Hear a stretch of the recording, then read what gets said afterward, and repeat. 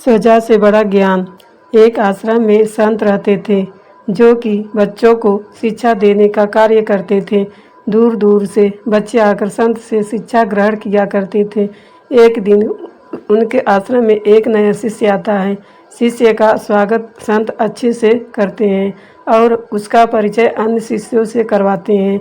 नया शिष्य चोरी करने की भावना से आश्रम में रहने लग जाता है और जब भी उसे मौका मिलता वह अन्य शिष्यों का सामान चुरा लेता। वहीं एक कुछ शिष्य उसे चोरी करते हुए पकड़ लेते हैं और फौरन संत के पास ले जाते हैं। संत को शिष्य बताते हैं कि किस तरह से वो उनका सामान चोरी कर रहा था। शिष्यों की बात सुनने के बाद चोरी करने वाले लड़के को संत कुछ नहीं कहते हैं और सभी शिष्यों को वापस भेज देते हैं। संत द्वारा चोरी करने पर कुछ न कहे जाने पर हर कोई हैरान हो जाता है। वहीं कुछ दिनों बाद फिर वही लड़का चोरी करते हुए पकड़ा जाता है।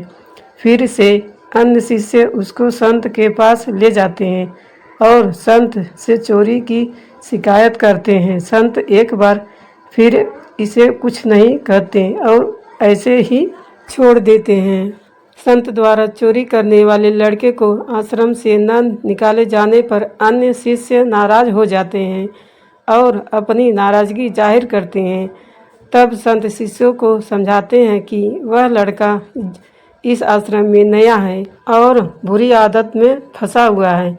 व्यक्ति की आदतों को बदलने में समय लगता है। इससे पहले ये जहाँ रहा करता था वहाँ से इसने चोरी करना सीखा है। इस आश्रम में अच्छी बातें पढ़ाई सिखाई जाती है और एक दिन वह लड़का भी अच्छा ज्ञान हासिल करने के बाद सुधर जाएगा। अगर मैं उसको आश्रम से निकाल दूंगा तो वह चोरी करना नहीं छोड़ेगा तथा कहीं और जाकर चोरी करने लग जाएगा। लेकिन अगर मैं उसे इस आश्रम में रहने दूंगा तो वह तुम लोगों के साथ रहकर सुधर जाएगा। संत की बात सुनकर शिष्यों को अपनी गलती का एहसास हो गया और सभी शिष्यों को ये समझ आ गया कि अच्छे माहौल में रहने से और अच्छी बातें सुनने से बुरे से बुरा व्यक्ति सही रास्ते पर आ जाता है। सभी शिष्य संत से क्षमा मांगते हैं और वादा करते हैं कि वे उस लड़के को सुधारने में संत की मदद करेंगे।